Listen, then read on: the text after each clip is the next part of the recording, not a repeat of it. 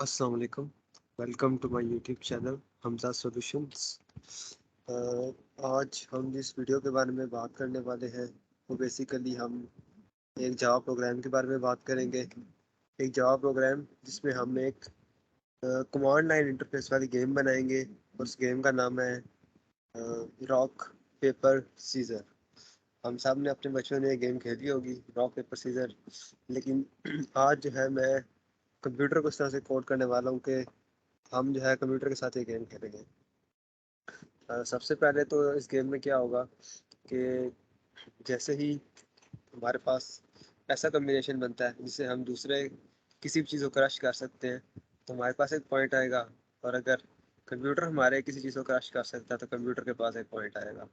For example मेरे पास, मैंने rock choose किया है, कंप्यूटर ने सीधा चूज़ किया, तो मेरा रॉक कंप्यूटर की चीज़ों को क्रश करके एक पॉइंट हासिल करेगा। इस तरह फॉर एग्जांपल मैंने रॉक चूज़ किया और कंप्यूटर ने पेपर चूज़ किया है, तो कंप्यूटर का पेपर में रॉक को क्रश करेगा और एक पॉइंट उसको मिलेगा। ठीक है, तो इसकी कोडिंग के पार्ट पे अगर देखें, सबसे पहले मैंने जो है बूलियन वेरिएबल्स डिफाइन किए हैं तमाम तार रिसोर्सेज के लिए।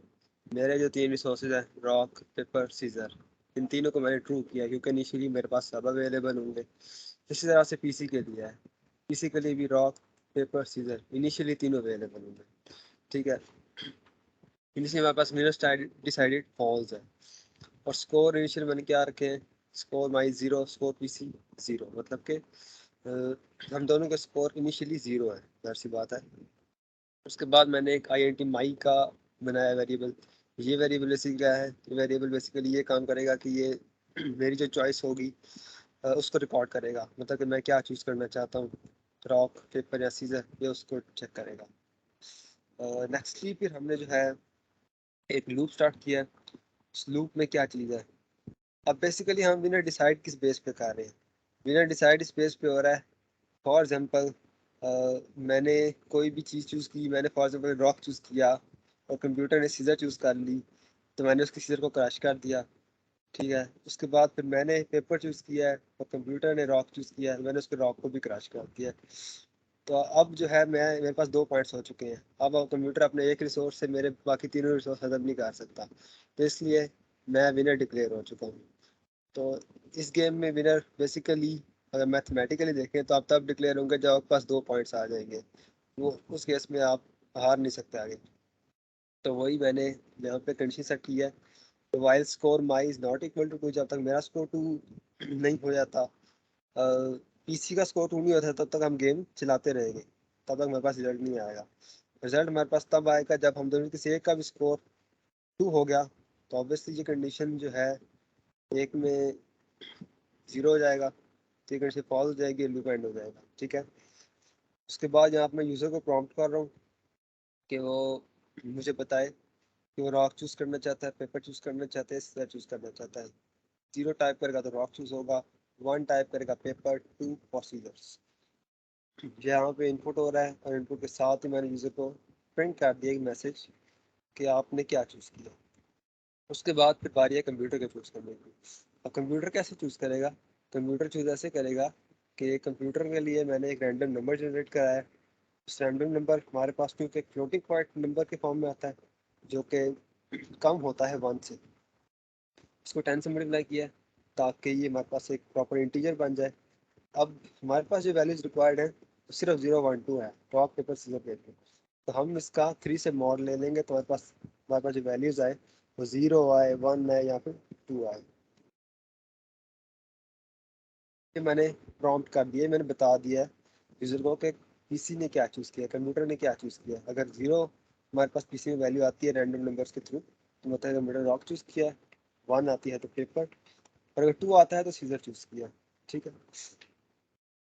फॉर एग्जाम्पल अब डिफरेंट केस सिनेरियोज को हम देखेंगे। हमारे पास जो मैंने वैल्यू चूज़ किया, कंप्यूटर ने भी जो है वो दोनों ने मिलकर कुछ सेम नंबर चूज़ कर लिया, तो उस केस में मैं सिंपली मूव फॉरवर्ड कर जाऊँगा, उस केस को कंसीडर नहीं करूँगा। उसके बाद मैंने एक वेरिएबल डिफाइन किया है, ओपीटी सम। बेसिकली ये वेरिएबल क्यों है, ये वेरिएबल इसलिए है कि हमारे पास जितनी भी पॉसिबिलिटीज़ हैं हम उनको बड़ी इजीली जो है इस एक वेरिएबल के थ्रू हम तमाम पॉसिबिलिटीज़ को एक्सेस कर सकते हैं। फॉर एग्जांपल यहाँ पे मैंने लिखा है OPT sum is equal to 3।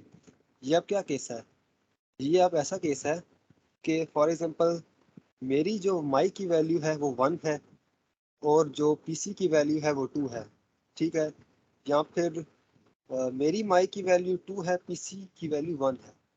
मेरी माई की वैल्यू 1, पीसी की वैल्यू 2 किस केस में हो सकती है कि जब मैं जो है वो पेपर चूज़ कर लूँ और जो पीसी है वो सीधे चूज़ कर ले, ठीक है। इस तरह से अगर पीसी सीधे चूज़ कर ले और मैं जो है वो पेपर चूज़ कर लूँ, तो इन दैट केस भी मेरे पास इन दोनों का सम मिला जुला के 3 हो जाएगा, सही है। तो बेसिकली ये ऑपरेटिव सम इसलिए है कि चेक करेगा कि मैंने और पीसी ने मिला जुला के चूज़ क्या किया, ठीक है। लेट्स से कि मैंने जो है वो 1 यानी कि पेपर चूज़ की और पीसी ने 2 यानी कि सीधे चूज़ किया, तो इन दैट केस में हम दोनों के केस में देखेंगे। अगर मैंने पेपर चूज़ किया और उसने सीधे चूज़ किया, या फिर मैंने जो है वो सीधे चूज़ किया उसने पेपर चूज़ किया, तो कैसे आप हैंडल करेंगे। यहाँ पे मैंने लिखा है if my is equal to 1 paper is equal paper my and scissor PC. क्या मतलब है, मतलब ये कि अगर मैंने 1 चूज़ किया है, मैंने मतलब कि पेपर चूज़ कर लिया, ठीक है। And paper my and scissor my, मतलब कि मेरे पास पेपर भी अवेलेबल है और पीसी के पास सीजर भी अवेलेबल है। एंड दैट केस जो है हम क्या करेंगे, मेरा जो सीजर होगा मेरे पेपर को कट कर देगा, तो मेरा पेपर फॉल्स हो जाएगा, उसका स्कोर बढ़ जाएगा। लेकिन ऐसा कब होगा, जब ऑब्वियस सी बात है मेरे पास पेपर होगा, सीजर होगी, तो मैंने चूज भी किया होगा पेपर, तो इन दैट केस ही होगा, ठीक है। इसी तरह से इसी सिनेरियो रिलेटेड है कि अगर मैं सीजर चूज कर लेता हूँ, माई 2 हो जाता है, तो क्या होना चाहिए, मेरे सीजर को पेपर को कट कर देना चाहिए, तो पेपर पीसी फॉल्स होना चाहिए। लेकिन इसके लिए ज़रूरी क्या है, मैंने चूज करना सिर्फ ज़रूरी नहीं है, उसके पास पेपर भी होना चाहिए किसी के पास, और मेरे पास सीजर भी होनी चाहिए, तब भी उसको कट कर सकते हैं, मुझे पॉइंट मिल सकता है, ठीक है। इस तरह से उस केस में मेरे पास पेपर है, उस पर सीजर है, तो उसका पॉइंट बढ़ेगा, अदरवाइज मेरा पॉइंट बढ़ेगा, ठीक है।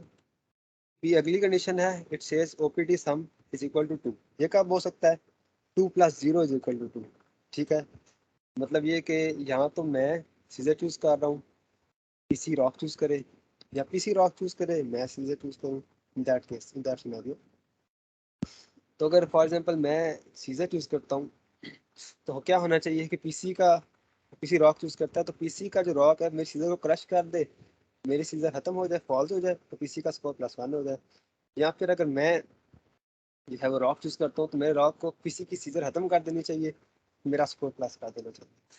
लेकिन इन दोनों कंडीशन में जरूरी क्या है, तो मैं अगर चूज कर रहा हूँ रॉक, तो मेरे पास सीजर अवेलेबल होनी चाहिए, और जाहिर सी बात है किसी ने क्रश करना है मेरी सीजर को, तो उसके पास रॉक भी अवेलेबल होना चाहिए, इसलिए इन दोनों के साथ मैंने एंड लिख दिया। सिमिलरली अगर मैंने इसकी सीजर को क्रश करना है, तो मेरे पास रॉक अवेलेबल होना चाहिए, और जाहिर सी बात है कि पीसी के पास सीजर भी अवेलेबल होना चाहिए, वरना मैं क्रश किस चीज़ को करूँगा। थर्डली जो नेक्स्ट कंडीशन है, that is operative sum is equal to 1 means 1 + 0, तीसरी कंडीशन जो हो सकती है।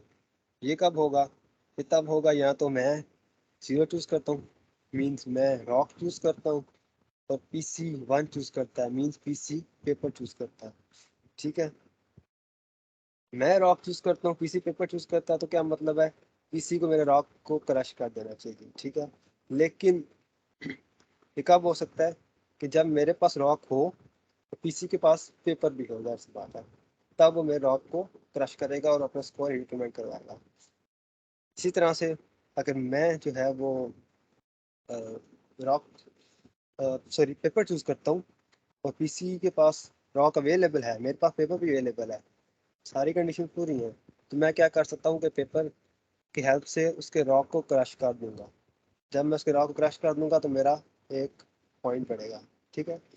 इसी तरह से हमारा सारा लूप चलेगा, और हम साथ साथ यूज़र को अपडेट करते जाएंगे कि आपकी फ़लाँ चीज़ फॉल्स हो चुकी है, पीसी की फ़लाँ चीज़ फॉल्स हो चुकी है, आपका फ़लाँ चीज़ ट्रू है, और आपका स्कोर कितना है और पीसी का स्कोर कितना है, इसको ठीक करके लिख देते हैं।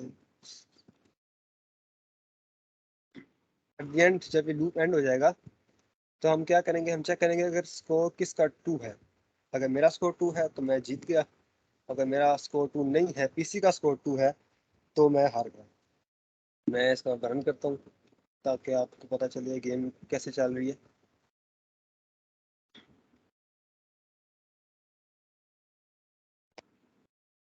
देखिए अब मुझे प्रॉम्प्ट कर रहा है कि 0 चूज करना है रॉक के लिए, 1 चूज करना है पेपर के लिए, 2 चूज करना है सीजर के लिए। लेट्स से मैंने रॉक चूज करना है, तो मैंने 0 एंटर किया। अब देखें यू सिलेक्टेड रॉक। अब लकीली कंप्यूटर ने भी जो है रॉक ही सिलेक्ट कर लिया है, तो अब ये कंडीशन नहीं चलेगी। मूव फॉरवर्ड अगेन, मैं अगेन रॉक चूज करता हूँ। अच्छा जी, तो देखें कंप्यूटर सिलेक्टेड सीजर्स, ठीक है। तो क्या हुआ कि मैंने रॉक ने सीजर को क्रश कर दिया है, तो कंप्यूटर की जो सीजर है वो फॉल्स हो गई है, तो मेरा एक्सपोर्ट बढ़ गया है, ठीक है। चले अब मैं पेपर चूज करता हूँ। जी देखें मैंने पेपर चूज किया, कंप्यूटर ने रॉक चूज किया। क्या हुआ कि मेरे जो पेपर है उसने कंप्यूटर के रॉक को फॉल्स कर दिया। मेरा पहले पॉइंट था, अब एक और पॉइंट हो गया, माई स्कोर 2। सो मैं ये गेम जीत गया हूँ और कंप्यूटर आ गया। तो ये थी मेरी video related to rock paper scissors game. I hope so कि आपको ये वीडियो पसंद आई है। अगर तो आपको ये वीडियो पसंद आई है तो काइंडली इस वीडियो को आप लाइक करें, कमेंट करें, शेयर करें और काइंडली चैनल को सब्सक्राइब करना ना भूलें। आपसे मिलते हैं इंशाल्लाह एक और वीडियो में। तब तक के लिए मुझे इजाज़त दें। ओके, अल्लाह हाफिज़।